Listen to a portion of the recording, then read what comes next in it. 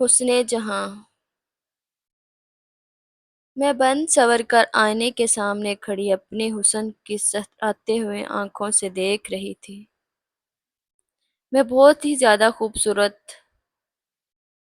اس لیے جو بھی مجھے ایک دفعہ دیکھ لیتا تھا تو پل بھر کے لیے سانس لینے بھول جاتا تھا۔ فوراً ہی میرے حسن کے قصیدے پڑھنے لگتا تھا، لیکن میں آج اور اس سے بھی زیادہ خوبصورت لگنا چاہتی تھی، کیونکہ آج میرے ایک بہت ہی بڑا شو تھا جس کے مجھے ہزاروں نہیں بلکہ لاکھوں کے حساب سے پیسے ملنے والے تھے۔ اس لیے میں اپنے سر توڑ کی کوشش کر رہی تھی کہ میں آج بہت خاص لگوں، تاکہ وہاں میں آنے والے سبھی لوگوں کو ہمیشہ کی طرح اپنے حسن کی ادائیں دکھا سکوں۔ اس لیے میں جانے سے پہلے آخری دفعہ اپنا تفصیلی جائزہ لے رہی تھی، تاکہ کوئی کمی پیشی نہ رہ جائے۔ ابھی تھوڑی ہی دیر کے بعد ستارہ بائی چلتی ہوئی آئی، میرے کمرے میں آئی اور اپنی آنکھوں میں بے تحاشا محبت لیے ہوئے مجھے دیکھ کر فوراً سے بولی، ماشاء اللہ، ہمیشہ کی طرح تم بہت پیاری لگ رہی ہو۔ آج تو کسی کی بھی نظریں نہیں ہٹیں گی، بلکہ تمہارے حسن کی سب کی آنکھوں دیکھتی رہ جائیں گی۔ میں ان کی باتیں سن کر مسکرائی، پھر انہوں نے اپنے پاس 1000 کا نوٹ نکالا اور میرے سر سے لے کر پاؤں تک وارا اور پاس ہی کھڑی ملازمہ کو دے دیا اور کہا تھا، خیر سے جاؤ میرے چندا۔ تو میں نے جانے کے لیے ابھی قدم اٹھایا ہی تھا کہ اچانک سے میرا دل گھبرانے لگا، مجھے متلی ہونے لگی، میری حالت بہت خراب ہو گئی تھی۔ میں اپنی طبیعت خراب کی خبر پورے کوٹھے میں جنگل کی آگ کی طرح پھیل چکی تھی۔ سبھی لڑکیاں میرے لیے دعا کرنے لگی تھی کہ خدایا حسن جہاں کو جلدی سے ٹھیک کر دے تاکہ وہ اپنے شو میں جا سکے۔ ستارہ اپا میری حالت دیکھ کر بہت زیادہ گھبرا گئی تھی۔ ان کا اتنا گھبرانا دیکھ کر میں ستارہ بائی کو تسلی دینے لگی، اس سے کہا کہ آپ کا گھبرانا مجھے اچھا لگتا ہے، پر میں نے کل گول گپے کھا لیے تھے، شاید اس وجہ سے میرا پیٹ خراب ہو گیا ہے۔ میری بات سن کر ستارہ بائی بہت زیادہ پریشان ہو گئی اور مجھ سے بولنے لگی، میری جان، تھوڑا خیال رکھا کرو اپنے کھانے پینے کا، کیونکہ تم ایک ہی وقت سہارا ہو ہمارا۔ اگر تمہیں بھی کچھ ہو گیا تو ہمارا کیا ہوگا؟ میں نے ستارہ بائی کی بات سن کر انہیں کہا، اب فکر نہ کریں، سب ٹھیک ہو جائے گا۔ اس دوائی سے میری طبیعت ٹھیک نہیں ہوئی تھی، جس کی وجہ سے میں شو میں نہ جا پائی۔ مجھے اپنے شو کینسل کرنا پڑا، جس کا مجھے بہت دکھ ہوا تھا، کیونکہ یہ بہت ہی معمولی شو نہیں تھا، بلکہ اس میں ہمارے ملک کے نامور شخصیت بھی شامل ہونی تھی۔ اس بار کو 2 دن گزر چکے تھے، لیکن میری طبیعت ٹھیک ہونے کی بجائے دن بدن خراب ہوتی جا رہی تھی۔ اس لیے ستارہ بائی پھر مجھے اس شہر کے سب سے بڑے ہاسپٹل میں لے گئی، جہاں پر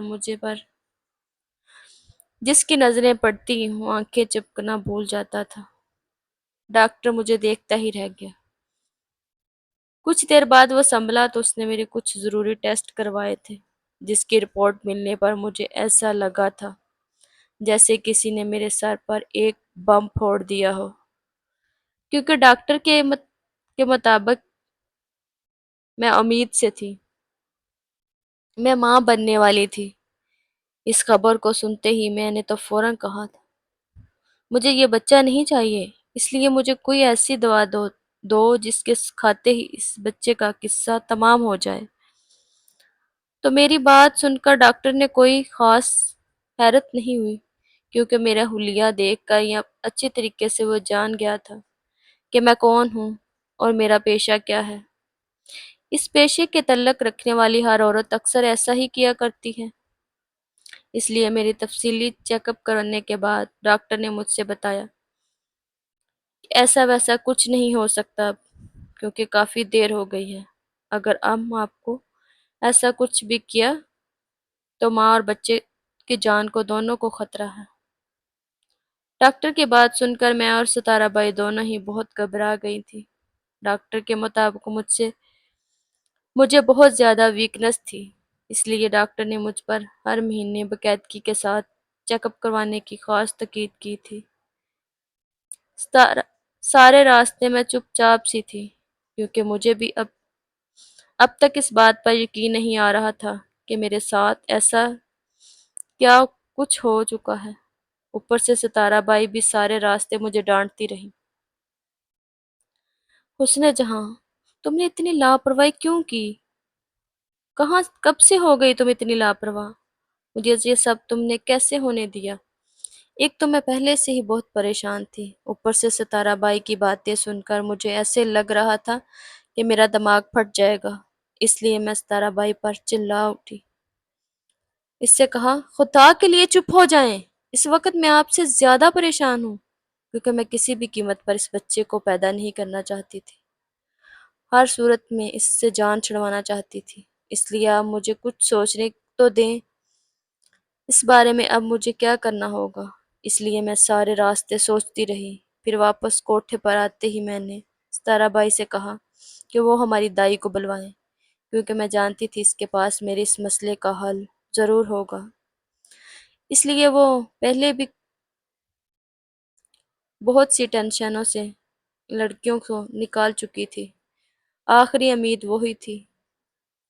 میں مکمل معائنے کرنے کے بعد مجھ سے کہا، میں جیسا سوچ رہی ہوں نا ایسا نہیں ہو سکتا، کیونکہ میں بہت زیادہ ڈائٹ کرتی رہی ہوں، جس کی وجہ سے میرے اندر بہت سے مسئلے ہوئے ہیں، اس لیے میں اس کام سے کے لیے بہت کمزور ہوں۔ تو دعائی کی باتیں سن کر میں آخری امید ہونے بھی ٹوٹ چکی تھی۔ اب اس بچے کو پیدا کرنے کے علاوہ میرے پاس کوئی راستہ نہیں تھا۔ اس خبر کو چھپانے کی ہر ممکن کوشش کی، لیکن سب سے کہہ دیا کہ اس بات کی کسی کو کانوں کان خبر نہ ہو، کیونکہ اگر اس بات سے کسی کو پتہ چل گیا تو کوئی بھی یہاں نہیں آئے گا۔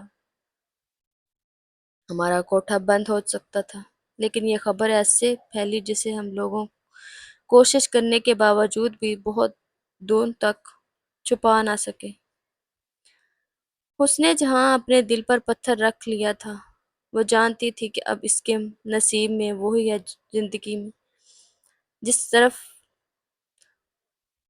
اتنی عیش و آرام اور جو کہکیاں تھیں وہ سب ختم ہو چکی ہیں۔ اب یہ ایک ایسا راز جو دنیا کے سامنے آ جاتا، نہ صرف اس کی عزت بلکہ پورے کوٹھے کو کی دنیا اجاڑ سکتی تھی۔ ستارہ آپا نے ہر ممکن کوشش کی لیکن حسن جہاں کو حوصلہ دے سکی، مگر حسن جہاں دن بدن خاموش ہوتی جا رہی تھی۔ وہ کبھی آئینے کے سامنے گھنٹوں خود کو دیکھتا کرتی تھی، اب آئینے سے نظریں چرایا کرتی تھی۔ اس کی آنکھوں کے نیچے سیاہ ہلکے پڑ گئے تھے، چہرے کی چمک جیسے کہیں کھو گئی تھی۔ کچھ مہینے گزرنے کے بعد اس کا پیٹ چھپانا مشکل ہوتا جا رہا تھا۔ کوٹھے کی لڑکیاں اگرچہ اس کا خیال رکھتی تھیں، مگر ہر ایک کی نظروں میں ایک ہی سوال تھا، آخر اس بچے کا باپ کون؟ مگر حسن جہاں کے پاس اس سوال کا کوئی جواب نہیں تھا، کیونکہ زندگی میں آنے والے مرد صرف اسی جسم کی طلبگار تھے، محبت کرنے والے نہیں۔ ایک رات حسن جہاں اپنے کھڑکی میں کے پاس بیٹھی زور زور سے برسنے والی بارش کو دیکھ رہی تھی، تبھی ستارہ آپا اس کے پاس آئی اور آ کر بیٹھ گئی اور آہستہ سے بولی، بیٹا، کبھی کبھی اللہ انسان کو وہ دے دیتا ہے جس کی ضرورت نہیں ہوتی، نہ کہ وہ جو وہ مانگتا ہے۔ حسن جہاں کی نم آنکھوں سے ستارہ آپا کی طرف دیکھا اور بولی، لیکن آپا، یہ بچہ میری زندگی تباہ کر دے گا۔ ستارہ آپا نے اس کے سر پر ہاتھ پھیرا اور کہا، شاید یہ بچہ تمہاری زندگی بربادی کو نئی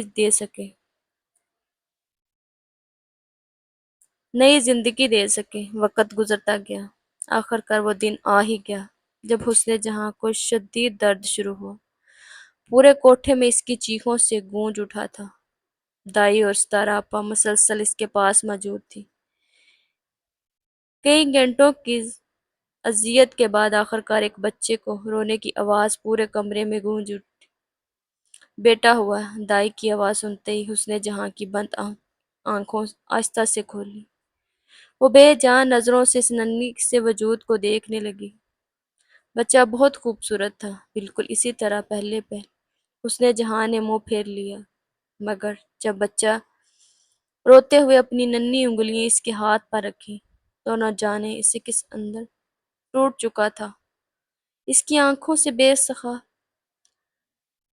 اختیار آنسو بہنے لگے۔ وہی حسن جہاں جو آج تک کسی کے لیے نہیں روئی تھی، آج ایک ننھی سی بچے کے لیے ٹوٹ کر رو رہی تھی۔ اس نے کانپتے ہاتھوں سے اپنے بیٹے کو سینے سے لگایا اور پھر ایک بار پھر اسے محسوس ہوا کہ شاید دنیا میں کوئی ایسا بھی ہے جو اسے صرف اس کے حسن کے لیے نہیں بلکہ دل سے چاہے گا۔ لیکن قسمت ابھی بھی اس پر مزید ظلم کرنے والی تھی، کیونکہ بچے کی پیدائش چند دن بعد ہی شہر میں یہ خبر آ گئی۔ آگ کی طرح پھیل چکی تھی۔ حسن جہاں ماں بن چکی ہے۔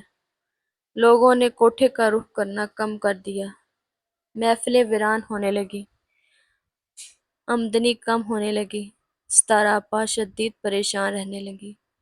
ایک دن اس نے حسن جہاں سے کہا، اگر یہی حالات رہے تو ہم سب سڑک پر آ جائیں گے۔ حسن جہاں خاموش بیٹھی اپنے بچے کو دیکھتی رہی۔ اب اس کے لیے سب سے قیمتی چیز صرف اسی کا بیٹا تھا۔ اس دوران ایک رات کوٹھے پر شہر کی ایک بہت بڑا رئیس آدمی کا آنا ہوا۔ وہ پہلے بھی کئی بار حسن جہاں کی محفل میں آ چکا تھا، دل ہی دل میں اسے پسند کرتا تھا۔ جب اس نے حسن جہاں کو بچے کے ساتھ دیکھا تو وہ حیران رہ گیا۔ اس نے آہستہ سے پوچھا، یہ بچہ کس کا ہے؟ حسن جہاں تلخی مسکراہٹ کے ساتھ جواب دیا، کسی بے بس انسان کی غلطی ہے اور میری سزا۔ وہ آدمی کچھ دیر خاموش رہا، پھر بولا، اگر میں کہوں کہ میں تم دونوں کو یہاں سے لے جانا چاہتا ہوں تو؟ حسن جہاں چپ کر اس کی طرف دیکھا۔ وہ پہلی بار کسی مرد کی آنکھوں میں ہوس نہیں بلکہ عزت دیکھ رہی تھی۔ میں تمہیں اپنا نام دینا چاہتا ہوں، اس بچے کو بھی۔ یہ سن کر حسن جہاں کی آنکھوں سے آنسو بہہ نکلے۔ اس نے پوری زندگی لوگوں کو اپنی خوبصورتی سے دیوانہ بنایا تھا، مگر آج پہلی بار کسی نے اس کی روح کو قبول کیا تھا۔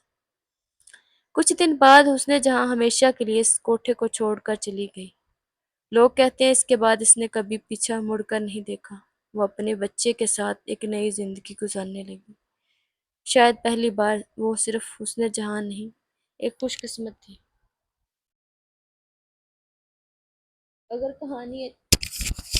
اگر کہانی اچھی لگی تو چینل کو سبسکرائب اور ویڈیو کو لائک ضرور کیا کریں پلیز، اور کمنٹ میں اپنا اظہار بھی ضرور کیا کریں۔